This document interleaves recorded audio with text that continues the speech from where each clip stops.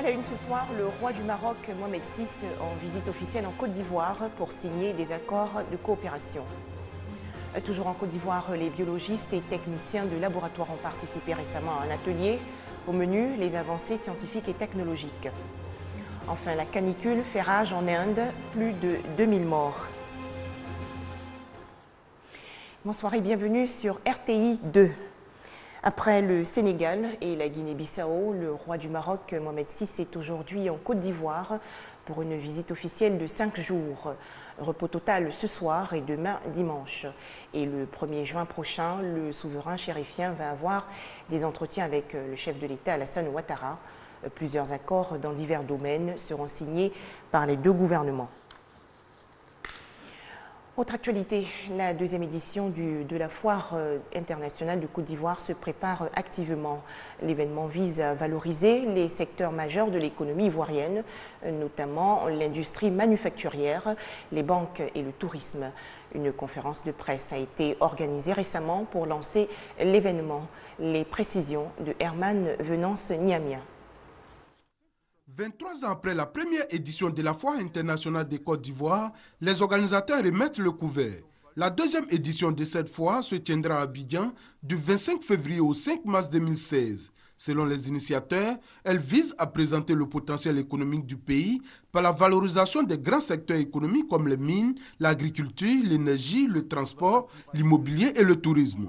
Cela en vue de susciter chez les opérateurs économiques locaux et étrangers l'envie d'investir en Côte d'Ivoire. Faire cette foire chaque année jusqu'en 2020.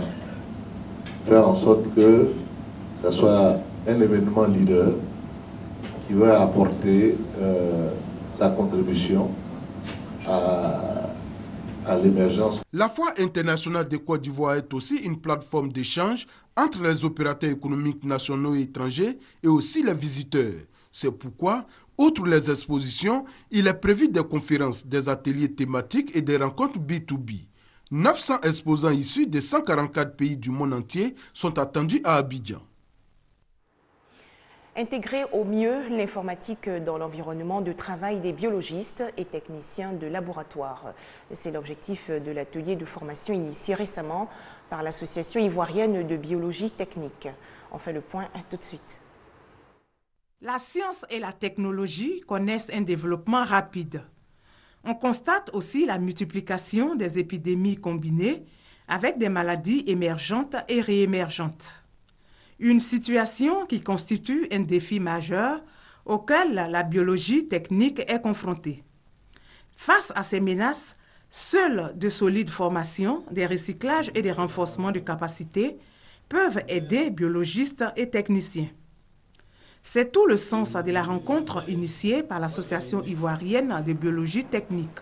Soutenue par un groupe pharmaceutique, les membres de l'association ont appris l'utilisation de nouveaux types d'appareils d'analyse médicale. Nous avons constaté que tous les équipements qui nous sont fournis dans les laboratoires ont besoin non seulement de la formation initiale que nous recevons à la base, mais aussi une formation continue pour pouvoir délivrer des résultats fiables et exacts à nos populations. Mieux, nous avons constaté que la mauvaise utilisation de ces équipements-là fait que souvent, on a des ruptures, on a des pannes durant le service et qui amènent les populations à aller faire les examens ailleurs, ce qui leur revient beaucoup plus cher.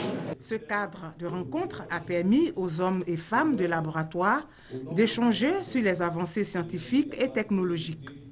Ils ont donc acquis de nouvelles connaissances pour relever le défi d'offrir toujours des résultats fiables et exacts. Un commentaire de Grace Kando. Santé toujours, la Côte d'Ivoire renforce son engagement dans la lutte contre le paludisme. Plus de 4 millions de moustiquaires imprégnés seront donc mis à la disposition des populations.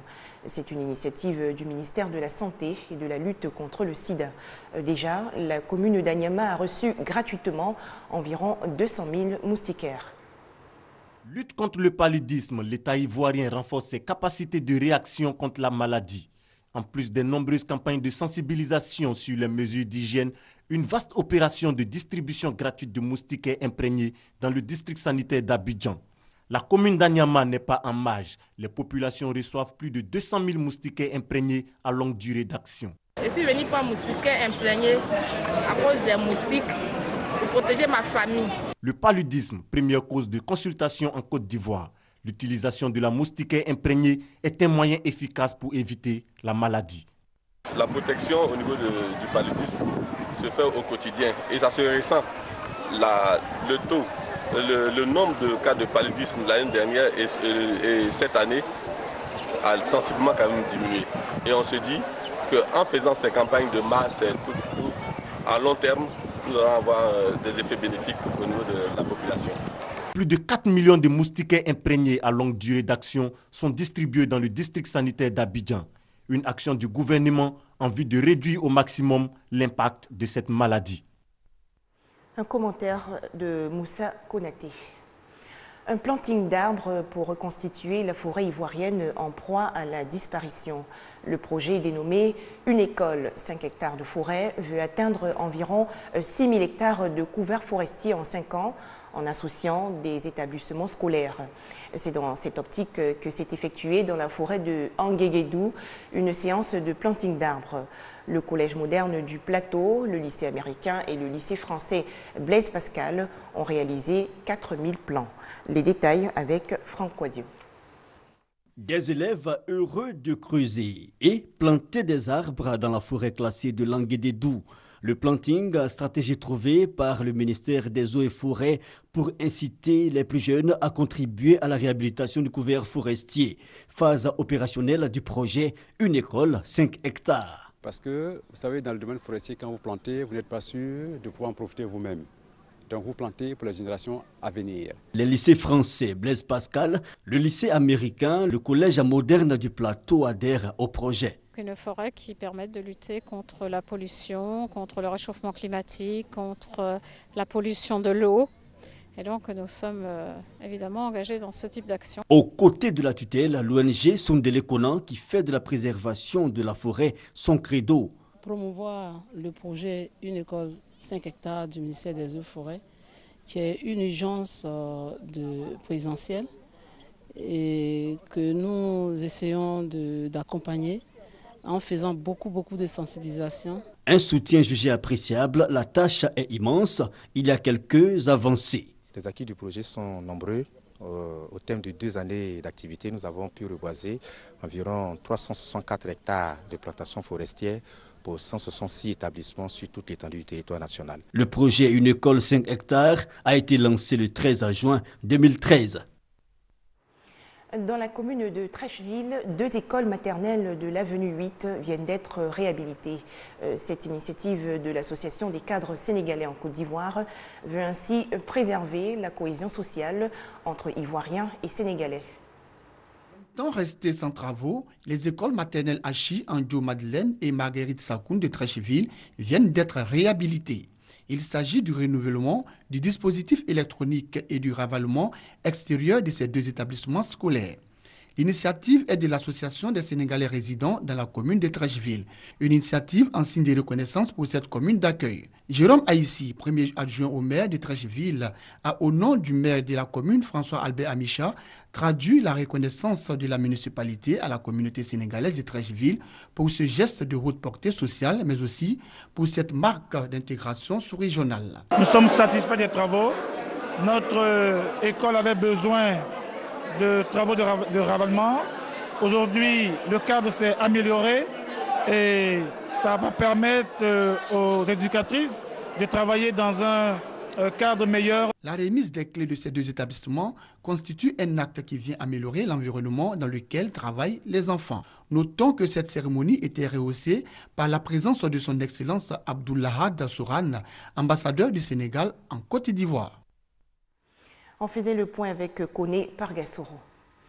Au chapitre religion, le 57e pèlerinage militaire international de Lourdes en France. L'événement s'est tenu du 15 au 17 mai dernier autour du thème « Qu'as-tu fait de ton frère ?» Des militaires et civils de la défense de plus de 40 nations ont prié pour la paix dans le monde. Selon les Saintes Écritures, tout chrétien tire sa force dans l'enseignement et la prière. C'est pourquoi, en marge du 57e pèlerinage militaire international de Lourdes en France, plusieurs célébrations eucharistiques ont été organisées par la délégation ivoirienne. Des intentions de prière formulées par des pèlerins. Des prières également pour le maintien de la cohésion sociale en Côte d'Ivoire, la guérison des malades, en particulier les militaires. L'on a aussi confié la tenue des élections à venir en Côte d'Ivoire au Tout-Puissant. La délégation ivoirienne a rendu un hommage à Jean-Paul Nobou pour la parfaite organisation de ce rendez-vous religieux.